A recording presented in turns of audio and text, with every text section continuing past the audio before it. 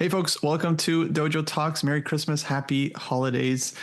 Today's episode is going to be about the very recent drama that's still brewing, possibly will continue brewing over the next several days and weeks between FIDE and the new Freestyle Chess organization that's been running the huge Fischer Random events this past year and wants to continue the next year. So big drama with this because it turns out, well, we'll get into the details, but there's issues regarding the world championship rights, players being allowed to play in these events, FIDE's issues with everything, and yeah, questions about who really deserves to host the 960 World Championship. So very, very interesting story. Also interesting for me and David in particular, because we are both pro Chess 960. I think we wouldn't mind if Chess 960 took over classical chess. So maybe we'll get into that as well. But first up, let me just get your guys' quick take on the situation. What's the temperature here? Well, as you said, I'm very much in favor of Chess 960 or Fischer Random Chess or Freestyle Chess. They could call it anything they wanted to, and I would still be in favor of it. Foo-foo chess. Super. Let's replace classical chess with foo-foo chess. Just mix the pieces around and maybe say foo-foo right before you start the clocks. Sounds good to me. So I'm in favor of it. And I guess the story is going to be largely a story about jurisdiction and sort of whether or not FIDE has jurisdiction over Chess 960 as well as over chess. As you know, I'm sort of skeptical of FIDE's jurisdiction over chess to begin with. It's like, as long as you do a good job of running world chess, fine, you can run world chess. But the moment you don't, which some would argue they already don't, I don't mind somebody else running something else. And I think all of us agreed that in the 90s, Garry Kasparov was world champion when there was a conflict of jurisdiction between the PCA and FIDE. So it's clear that we're not, I think none of the three of us are legalistically like, oh, FIDE owns everything. It's a little bit more of like the proof is in the pudding, right? Like if you're really doing a good job of running world chess, then you're in charge of world chess. And if somebody else is doing a better job than you, then maybe they are. So my first take, and we'll get into more detail, but my first take would be like, hey, FIDE, like, good luck improving how you run normal chess.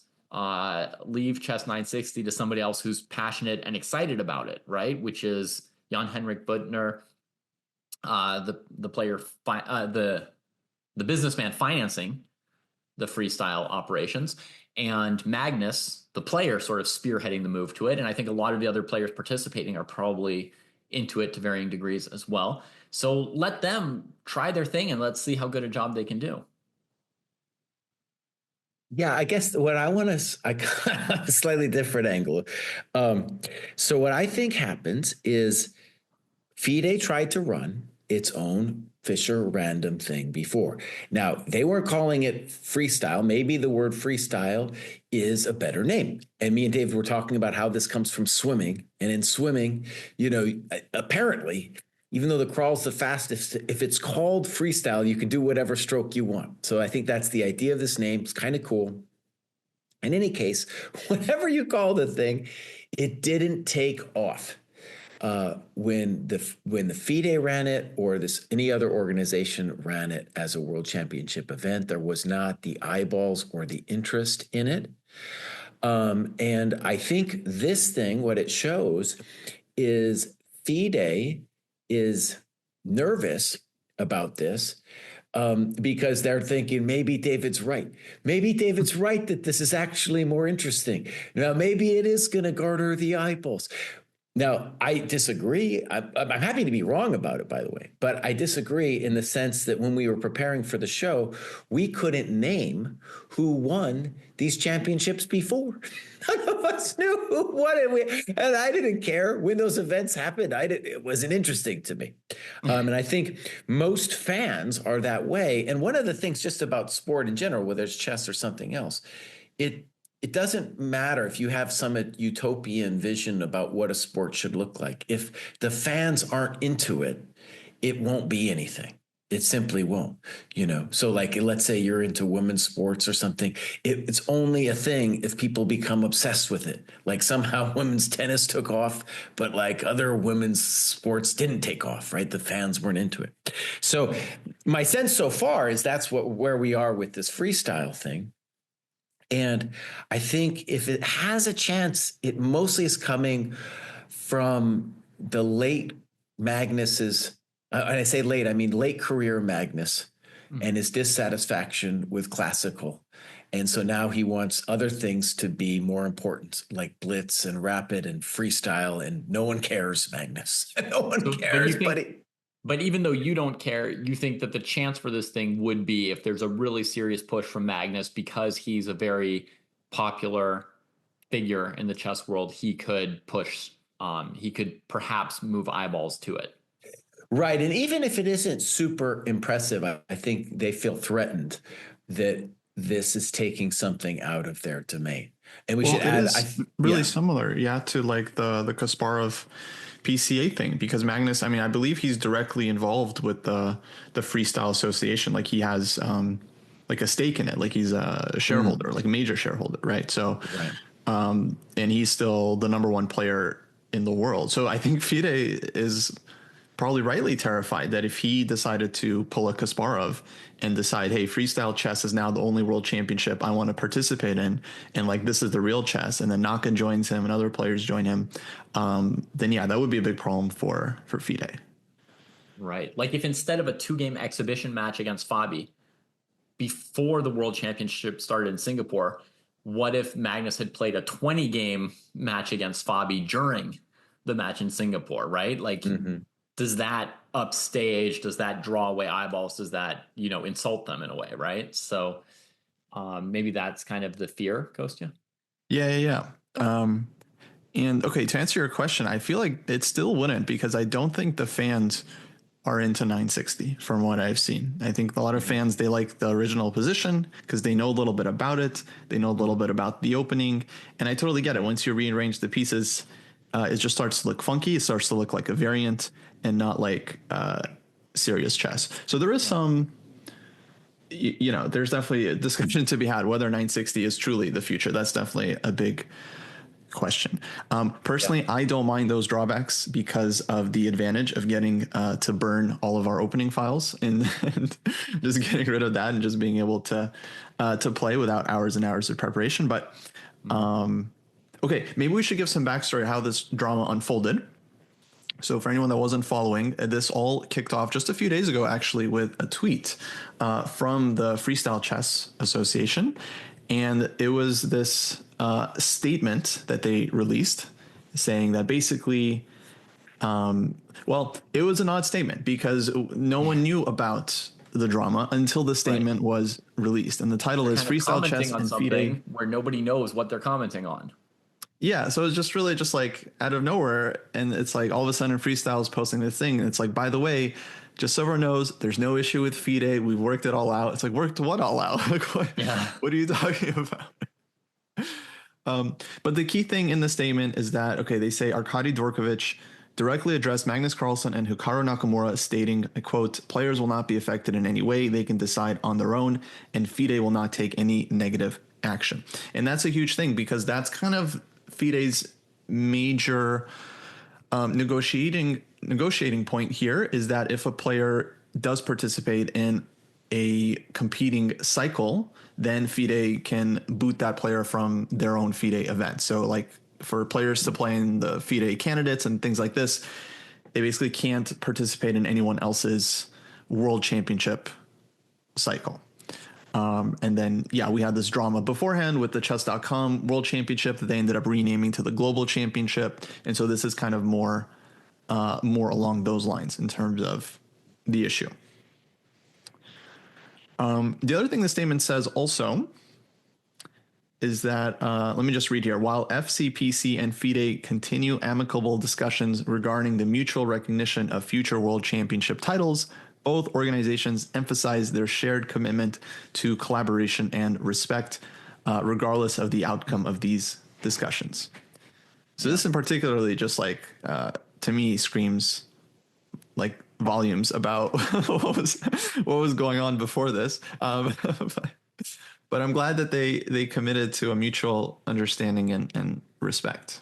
Well, maybe they did, maybe they didn't, Kostya. What did Arkady say about this statement? Yes. Okay. Very good. So I think 1 or 2 days later, the official FIDE Twitter account quote tweeted this statement. And that's a statement from FIDE President Arkady Dvorkovich, who writes that while his quote has been presented accurately, he clarifies that his decision as FIDE president was based on the direct communication with the players, but the full press release was not fully agreed with him, and it includes, I quote, significant inaccuracies that misrepresent the situation. So yeah, basically he's saying that the quote that they quoted him on is correct, but then the other stuff, there's like multiple errors. Yeah. And he doesn't which tell us obviously what brings the up a ton errors of questions. Like which part specifically is not accurate. So before anyone can discuss or comment on this topic, they have to first guess what the topic actually is, right? Like we have to guess what is the disagreement between FIDE and Freestyle Chess, and which parts of Freestyle Chess's tweet are accurate or not, right? Like is the collaboration spirit accurate, or is that just something that they hope for? Are they positioning themselves as the good guys by saying we're willing to collaborate? And then Arkady will have to be like, we are not willing to collaborate.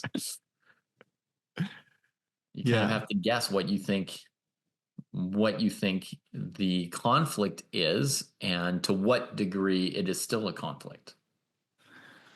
Right. And so, okay, I should also bring up the reason this all happened so quickly. It seems to be because while these negotiations were going on, I mean, the Freestyle Chess, they've already got their tour planned out for next year, right? And they secured something like $10-12 million in funding for these events. So they've got huge plans. But apparently what happened is that Magnus Carlsen, Hikaru Nakamura, that are both in the freestyle organization in their club, they both threatened to pull out of the World Rapid and Blitz.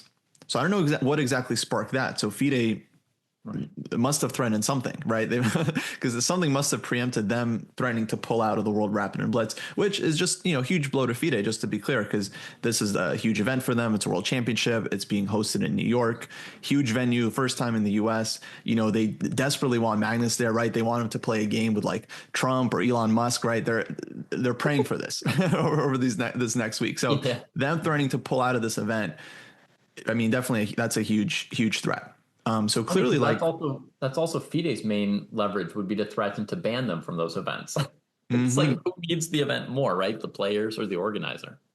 Yeah, and I mean it's clearly an important event for both Carlsen and Naka. Like World Rapid and Blitz, I'm sure they care about it very much. Clearly there was a lot of discussion behind the scenes leading up to all these statements, which is interesting. So basically, based on history, we're guessing that the conflict was that FIDE probably doesn't want Freestyle Chess to call any of their events the Chess 960 or Fischer Random or Freestyle World Chess Championships. Maybe they're allowed to call it a Grand Slam Tour or something like that, but they don't want them. This is basically, we're still guessing this, but this seems somewhat likely. You guys think? Yeah, that they don't want the Freestyle Chess to run any 960 championship, period. Yeah. So like they can run like a 960. Not stated, right? We're just guessing that that's very likely. That's what I think it is. I mean, just based on because they specifically mention the mutual recognition of future world championship titles. Mm-hmm. Yeah. So that seems to be what it's about. Yeah. I think, okay, let me just throw this out there.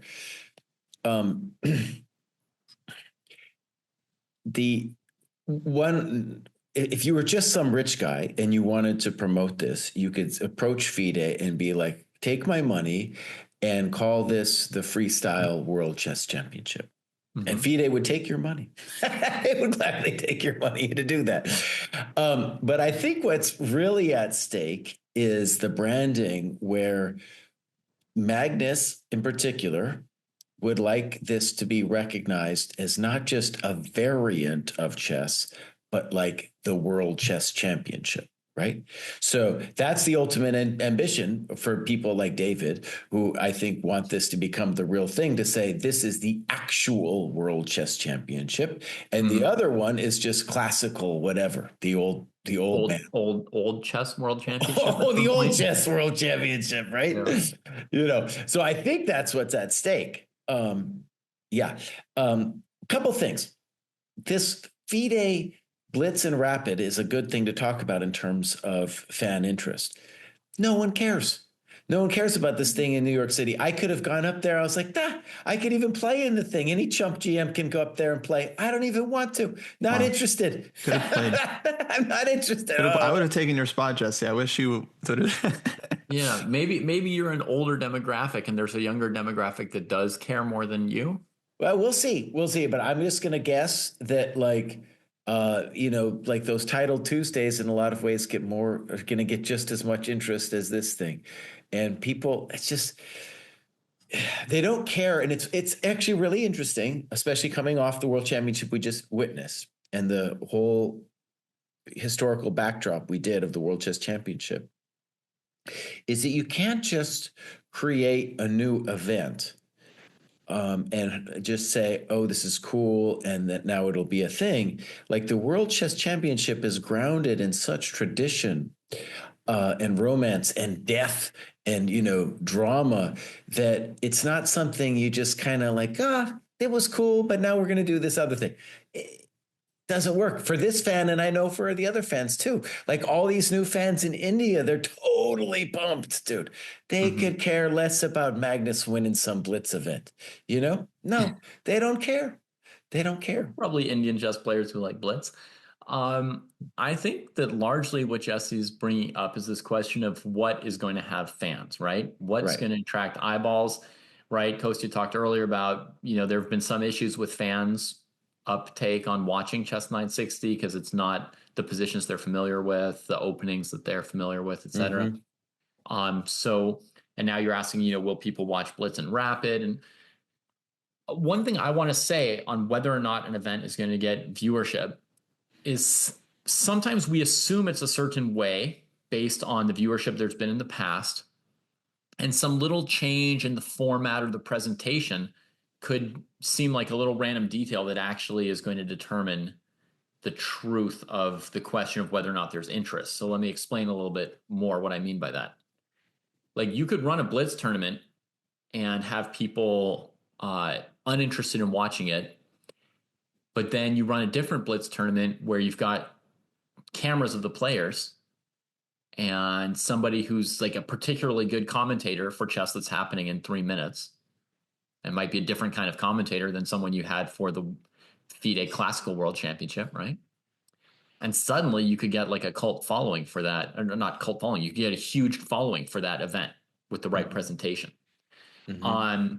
And like one story that chess people sometimes talk about is how at some point they couldn't get a huge viewership for poker events. And then they came up with some innovations in how they present poker, right? Like a little camera that shows you the player's cards from underneath, or maybe something with like percent chances that a hand's going to win or lose. And suddenly lay people could watch the event and be excited and interested following it, right? And so every sport that has a huge following, football, basketball, etc., you may not notice it, but some of what's made it popular has probably been people innovating the presentation at some point along the way. So until you get like a really good presentation, you can't be certain whether something is going to have an uptake. So let's talk about Chess 960 for a moment on that front. The FIDE World Championships, Jesse, you were saying we don't remember who won them, right? I actually remember Wesley So winning a match against Magnus Carlsen. And I think it may have been the 2021 or 2019, 2020, something like that, FIDE World Championship. And I remember it because they played a good match and they played a few more games than normal, and it was at a higher quality and it was less rapid chess. But the format of the FIDE versions of Fischer Random Championships, which they've only run 3 or 4 of them, right? Like 2000, I don't know, 17, 19, 22, something like that, right? They've only run a few. The format changed every time, included a lot of rapid chess and often like very short matches. So for example, Hikaru Nakamura won the championship in 2022, defeating Jan Nepomniachtchi in an Armageddon match after drawing the final game 2-2. So, 4-game rapid match decided by a draw 2-2. That's not going to be super memorable. And, maybe they didn't have good commentators or a good show, or it wasn't at a time zone that worked for me, right? So I don't remember the Nepomniachtchi versus Naka match. I do remember that Naka was defending FIDE Fischer Random champion because it was mentioned in the freestyle publicity in February 2024. But yeah, I didn't remember that match, but I remembered the Wesley So versus Magnus match. So if the Fischer Random World Championship match were a 20-game classical match with the dose of death that Jesse seeks and the epic quality games that I seek and top players that Magnus versus Fabi or Gukesh or somebody and great commentary, you don't yet know whether or not that would be well received and get a huge following. And so the last thing I want to say on that topic, then you guys can comment on where you see this, is that may be part of the reason that Büttner and Magnus didn't just go and hand FIDE a bunch of money to run a Fischer Random Championships, if that's what they're into, right? Perhaps it is specifically so they can control the presentation and the event and the format in a way where they think they can attract a better crowd and more eyeballs than what FIDE has achieved in the couple events leading up to now. Mm-hmm, mm-hmm. Yeah, I mean, it feels like they want to do it themselves. Especially Magnus seems to have like an entrepreneurial feel to him because he started like the Magnus group or Play Magnus and then this thing. And Magnus, take, right? He seems to be very interested in actually, like growing interest in the game. And he's also, very good at thinking ahead. Being Magnus, he's often like been ahead of the curve, I think, in terms of lots of stuff in the chess world, like on and off the board. So it kind of makes sense that he sees 960 as the future. And I think his main suggestion is to play 960 with classical time controls and to play normal chess with rapid and blitz time controls, because in normal chess, you don't need as much time to figure out the position because you've already done years and years, of prep and stuff. Personally, I don't feel like that's such a crazy system. But okay, like Jesse said, to change the traditional world championship lineage with all the matches, it's just like such a huge undertaking. It's not something that can just happen overnight. So, I mean, the question about the rights is interesting because it's like clearly Freestyle Chess are very serious about this. They've not only put in a bunch of money, right, from the funder, but they also raised a bunch of money, which is perhaps even more important because I think events that just kind of last or depend on just one person's funding generally aren't great, right? So it's like the fact that they raised funding for this, I think, is very interesting. FIDE obviously hasn't raised a lot of money. They've only ran like a few of these championships, and they don't seem to show particular interest in doing it themselves. As far as I can tell, the reason there was no 2024 Fischer Random Championship by FIDE, they had planned to have one. They put out a call for bids, and they didn't get any bid. So they didn't find a sponsor or a venue willing to put up whatever they needed to make the event happen. And so they just didn't do the event, period. Let me dial it back to 1990 for a second. So around 1990, two things that are comparable happened.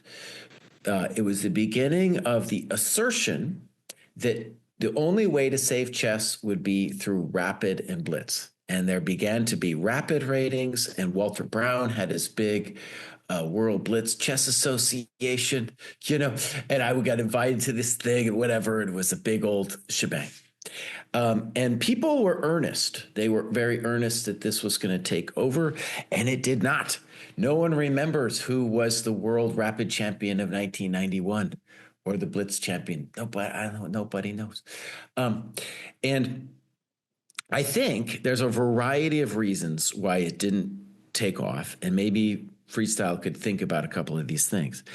I think one reason is because there was never any comparable cycle. People don't just want some match at the end.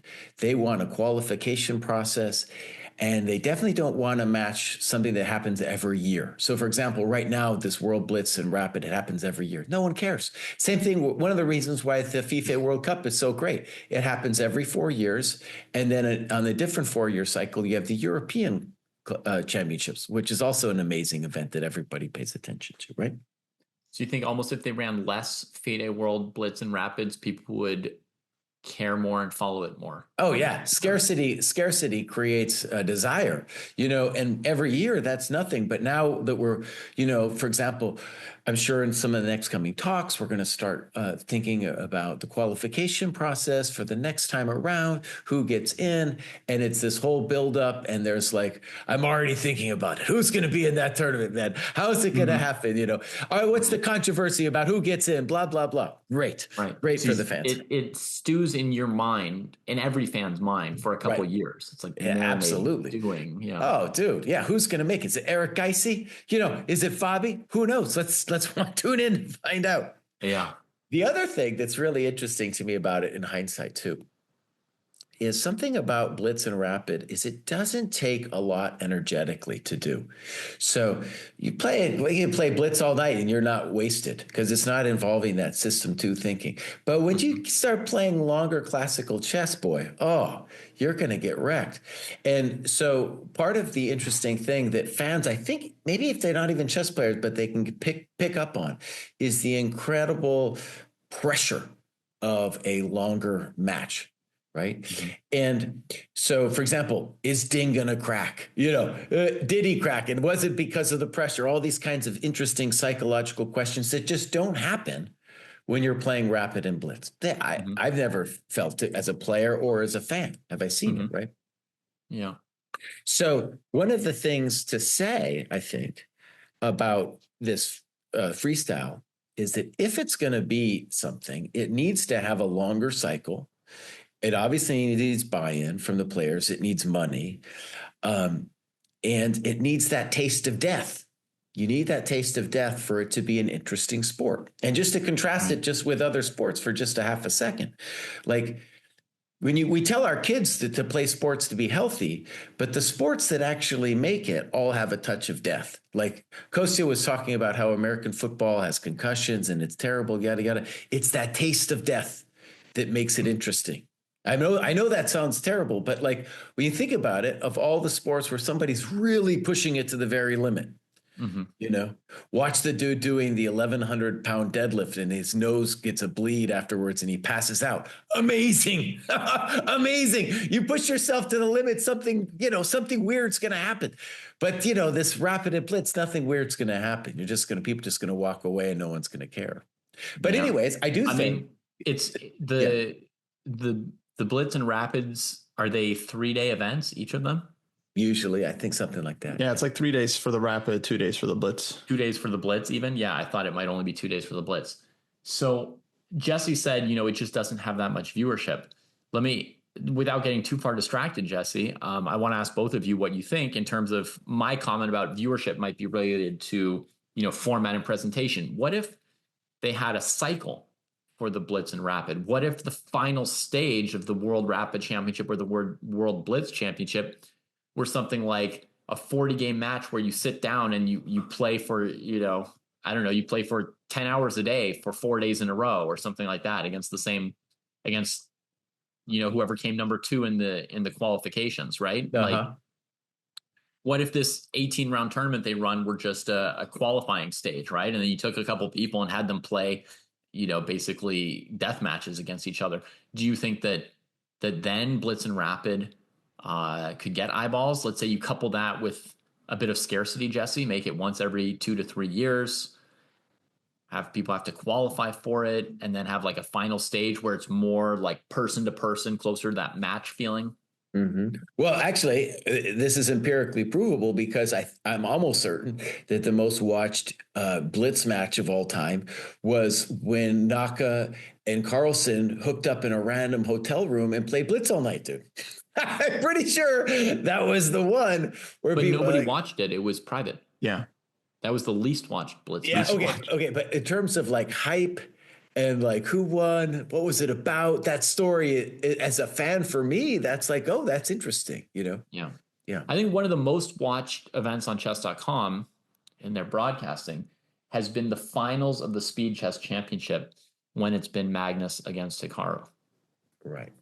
By the way, in terms of the scarcity point, one place where I think FIDE is successful with this is they host the Olympiad and World Cup on separate years.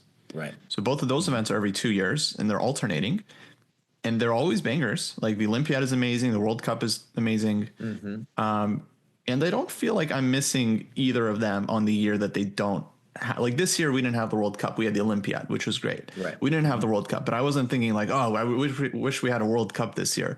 So the 2-year cycle is not nobody ever.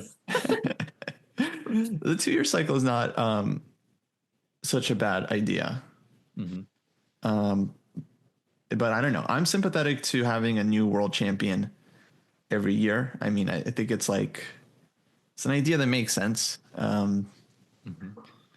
But I don't know. It's hard to retire the lineage. You know, the traditional the chess. Well, let me ask you guys, because you guys are fans of this stuff, and I just want to ask, like, how would you feel if Magnus came out and was like, "This is the world championship"?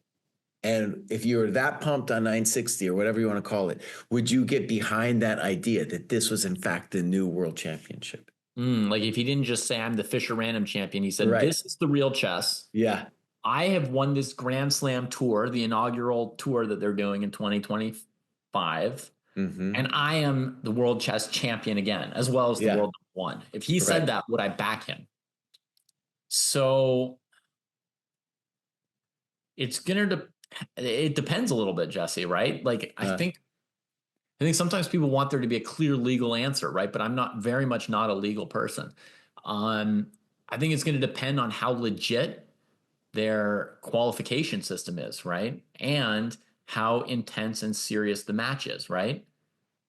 So if the final match is more games of classical chess than the Gukesh versus Ding match, right? Like if they go 20 rounds instead of 14, then I'm more likely to say, yep, he's right. And if they go 8 rounds instead of 14, I'll be like, sorry, Magnus, you can't become world champion in 6 days. You know, it can't be done. You cannot destroy another player. You cannot prove that you're on top. You can't crush their soul in 6 days.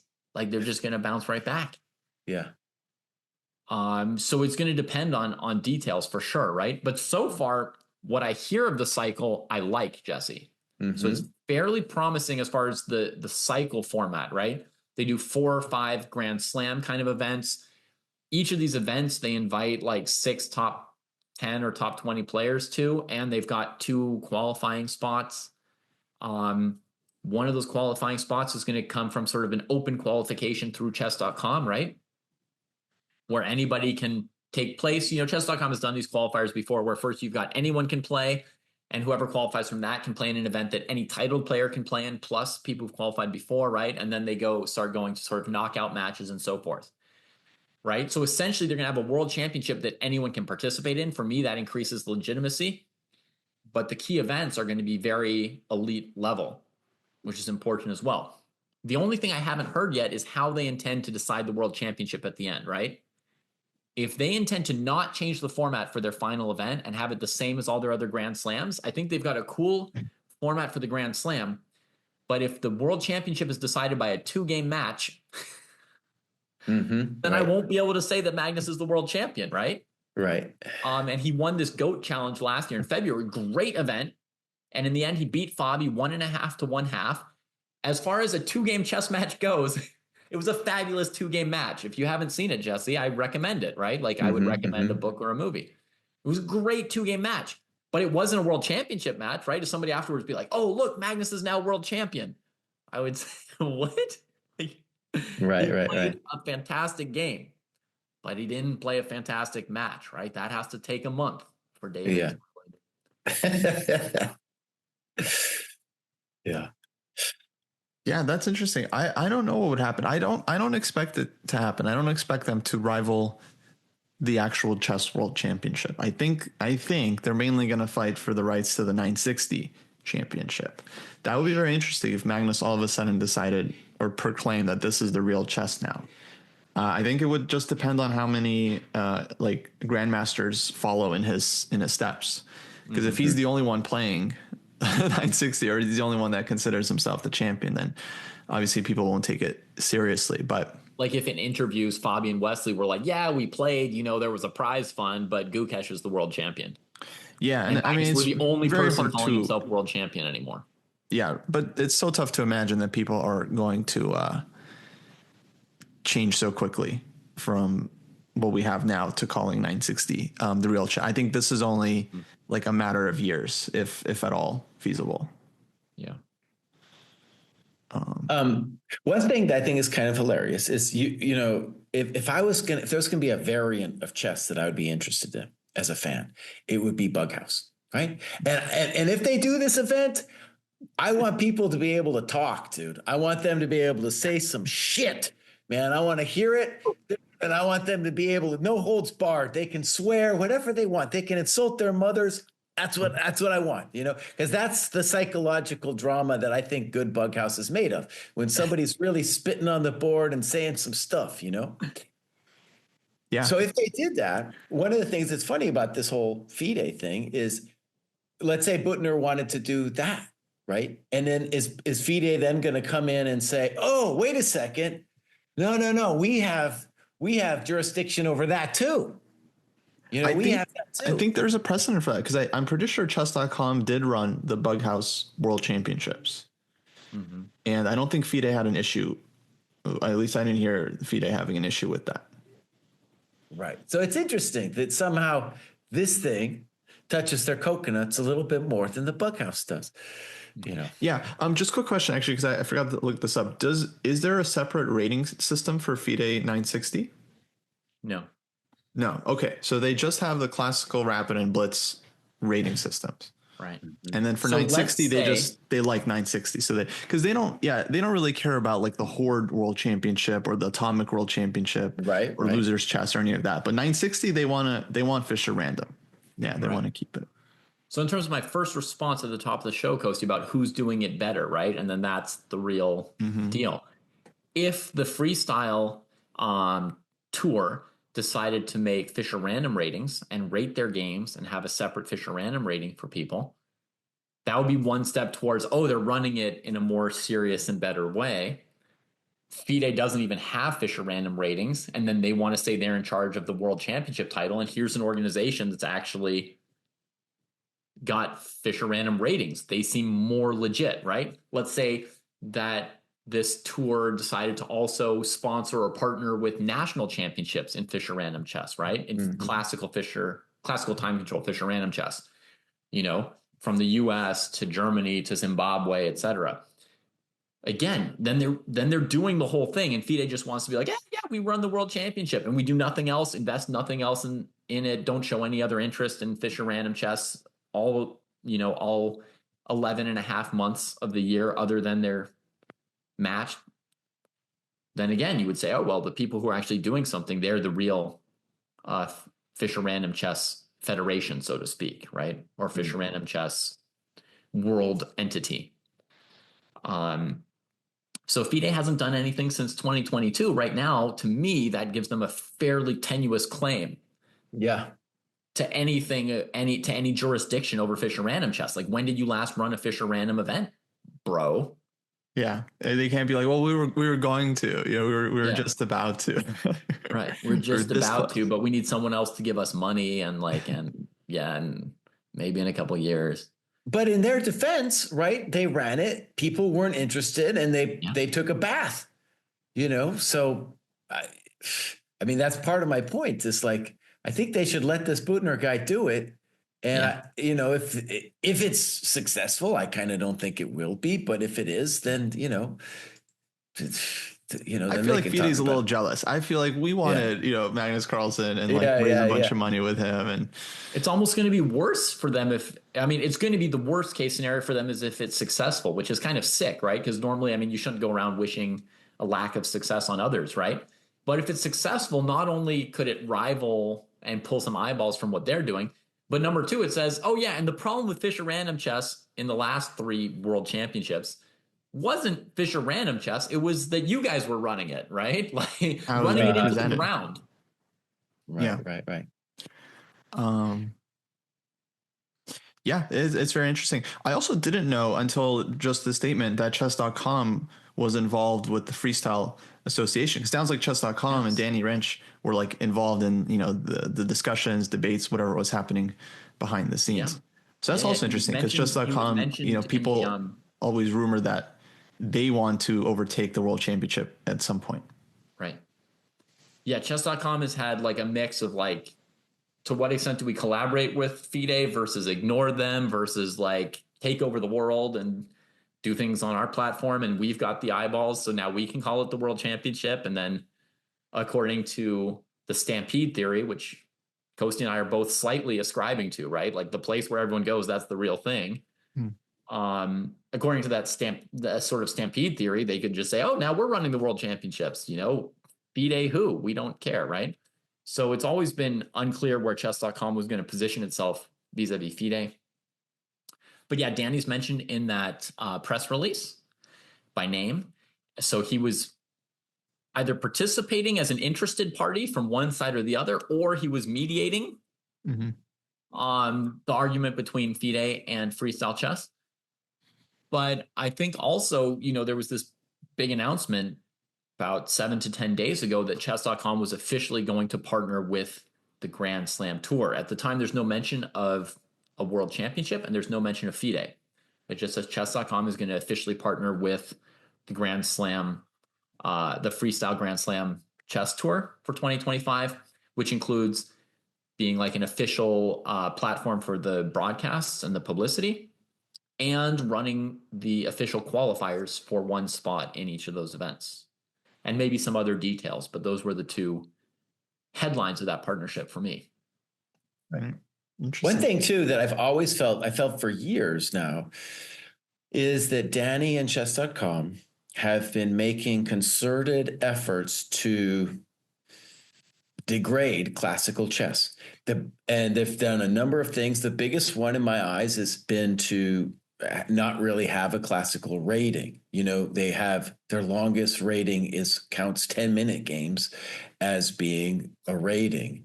And we have our own problem with that here at the Dojo training program, because a lot of beginner level players play on chess.com and they get their rating there. They're proud of it. And they're playing, you know, 10-minute, 15-minute games.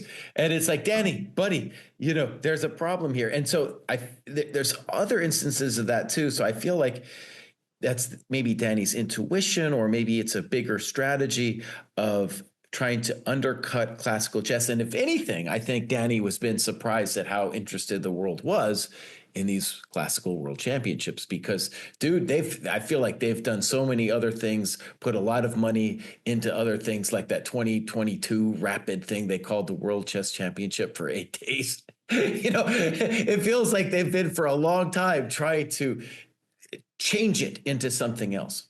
Okay. Rather than speaking for Danny, I'll just speak for myself. Yeah. When I was, you know, sort of coming up with events and ideas for chess.com and where to put our emphasis and what to do, you know, where to put coverage, where to put money, where to create our own events.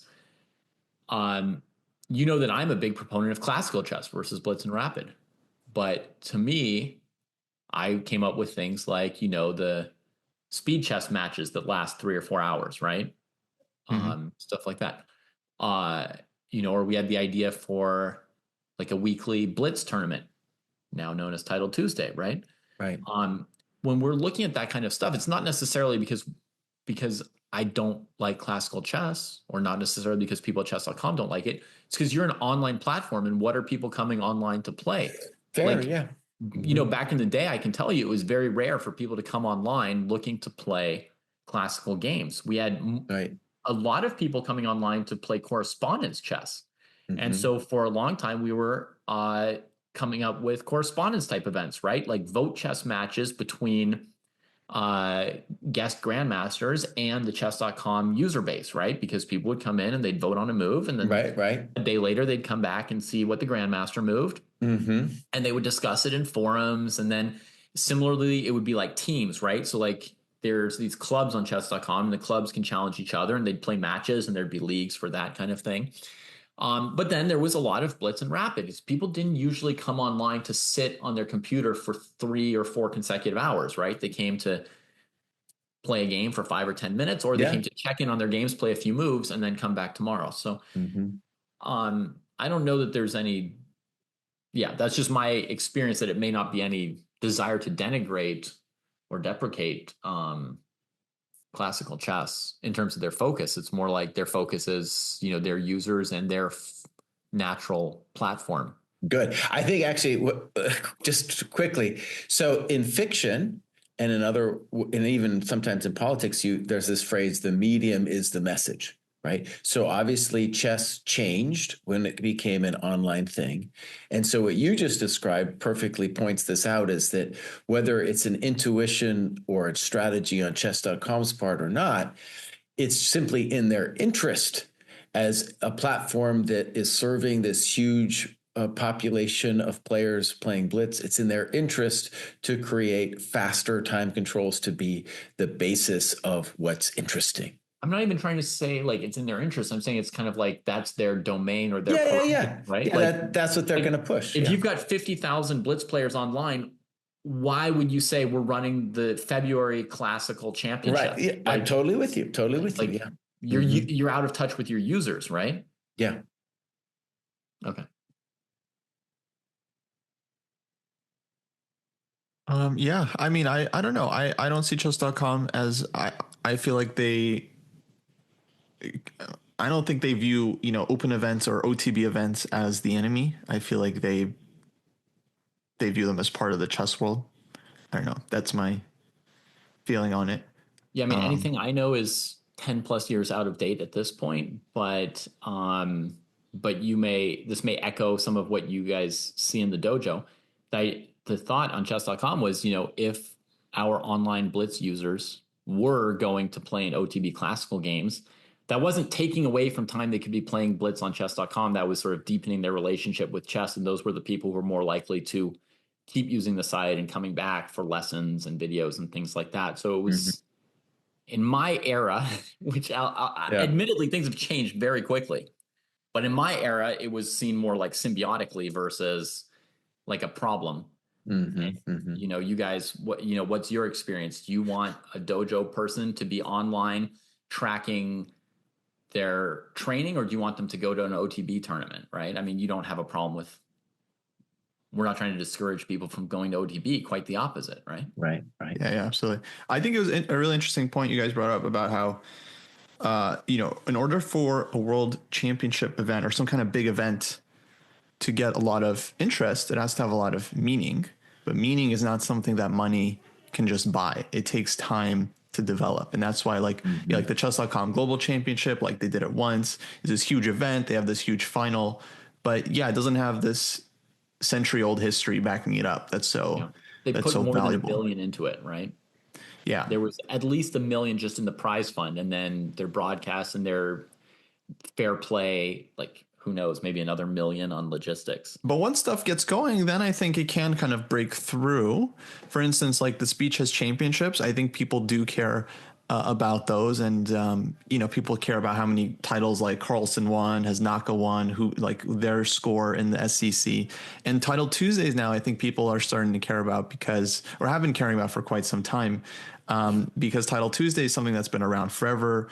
It's super competitive, like all the top players play. And now they've got stats behind it. They count how many times Naka, he's got like 70 wins or something like that. So they count like how many times the player has won Title Tuesday. Oh, this was Aronian's first Title Tuesday win. Like that's exciting. And now there's been a lot of drama with Title Tuesday as well, with all like the cheating stuff. Too. So it's like that event, even though it started off as just a whatever online event, now actually has some prestige just based on it being around for a long time and players participating in it. Also this pertains to both blitz and this freestyle is something that's fascinating is Blitz now online has been going on for decades now. And there's far more people playing Blitz online than there are playing classical. But when I go on to play Blitz, I just do it for fun. You know, I like to relax and play some Blitz and shout at the people. Call them chumps and stuff. In any case, when I'm doing it, what's interesting is there's a number of people who are untitled who have very high Blitz ratings, and I assume most of them are cheaters. And the thing is, like, oh, it's interesting that this has been going on so long, and we're still using FIDE titles. So even Title Tuesday, we're talking about people with FIDE titles of some kind or another playing in these events, whereas chess.com has not been able to develop a Blitz title yet.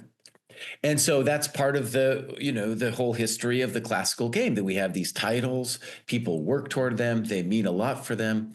And I think actually FIDE did create online titles, even though chess.com didn't.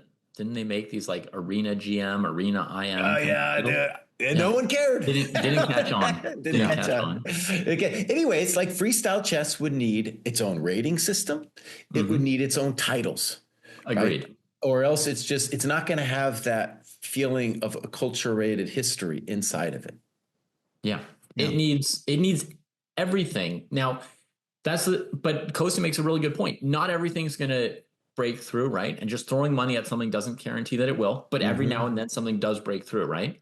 And now what you're saying is sort of like the criteria for breaking through, right?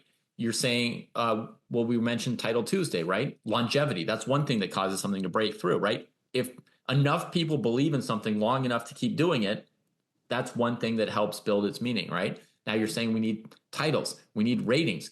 Another thing we need is literature, right? You need Chess 960 specific culture.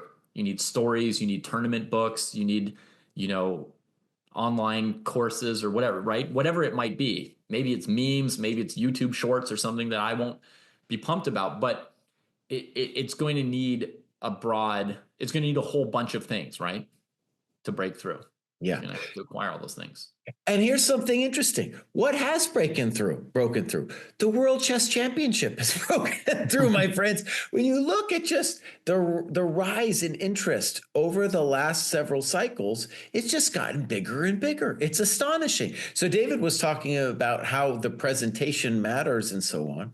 And I do really believe that when I was a kid trying to follow Karpov-Kasparov from afar, that was a great match, but I didn't have any access to it. It was just like once in a while I get some sad report in Chess Life, and now I can follow with all this commentary. I can get the interviews, the drama, the whole thing. I started crying when I see Chess Base India celebrating a Gukesh winning. Oh, amazing.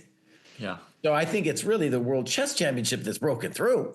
Well, I think also online Blitz has broken through, right? Just as we were just saying, with like Title Tuesday has meaning now, right?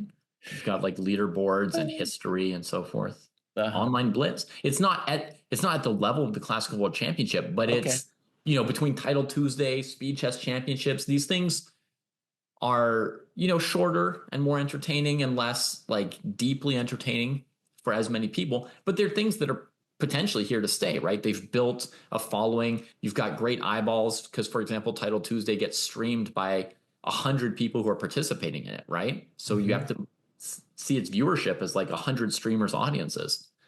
People post YouTube videos about their games in Title Tuesday, et cetera, et cetera. Yeah. So it's definitely there.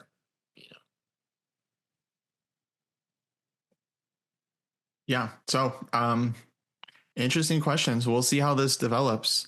I'm guessing after the World Rapid and Blitz is done early in the new year, it's going to kind of kick off because Magnus and Hikaru will lose their main kind of selling point. And then they'll have to like actually resolve things with FIDE. Well, what would be a potential sanction that FIDE could use against Magnus or Hikaru? What would be their leverage to keep Magnus or Hikaru very out simple. of the freestyle tour? Actually, very simple. I think so. Magnus, I think they have nothing on Magnus, but Hikaru still very cares simple. They about have nothing. Period. On Magnus. Yeah, I don't think they have anything on they can threaten Magnus with. He's got everything, right? But Hikaru still cares about the candidate cycle. I think he's been saying he still wants to qualify for 2026. So for him and for a lot of the other players in the freestyle club, which includes like Fabi and like Gukesh and all these players, Right. clearly they still care about the world cycle. Yeah, and they can definitely touch Carlsen, because if Gukesh doesn't play, if Fabi doesn't play, then this thing is meaningless. Yeah. Okay, so if they can threaten enough other people Right. to leave Magnus alone, Mm-hmm. then in that sense they can threaten Magnus. Right. So that depends on how much leverage they have on each of these other players. Well, the cycle is important to the players. So if they FIDE threatens to ban them from the World Championship cycle, I think for a lot of players that would preclude them from playing the freestyle thing. Or it forces them to choose, right? And then, because I mean, there are people who chose to play in the PCA World Championships with Kasparov, right? So then how are those players going to pick? I mean, I guess, like, let's say you are Aragaisi, to pick somebody like a little bit not as clearly implicated in one or the other. If you're Aragaisi, then what are you looking at? Like, you might be looking at which title means more to you personally, or you might be looking at which event or cycle of events is going to provide you more money potentially, right? Like, what's the prize fund for the Grand Slam Freestyle Tour versus what's the prize fund for FIDE's World Championship? Yeah. Well, that's a big point. I think Naka was bringing up that a lot of players don't make that much money from the FIDE events, so they could potentially be standing to earn a lot more from the freestyle events. So yeah, for someone in Naka's shoes, it could be very tough, because even though he cares about the candidates, he might be promised way more money by playing the freestyle events. Right. And then he has to ask himself, what does he enjoy more? He has to ask himself, what's going to play better on my channel, right? Like, there's different lenses through which each player is going to assess what's more important for them, right? So I imagine when Naka's picking tournaments, he's picking it compared to what if I just stayed at home and streamed, and also through the lens of, if I hire someone else to do commentary on my channel, how well is this going to play? What will be the quality of this content? Right. Yeah. So I personally don't want to see a rift, right? I definitely don't want to see half the top players playing the 960 event dropping out of the cycle and like this whole thing. So I hope FIDE works it out with freestyle, gives them the rights to host the 960 championship, let them call it freestyle.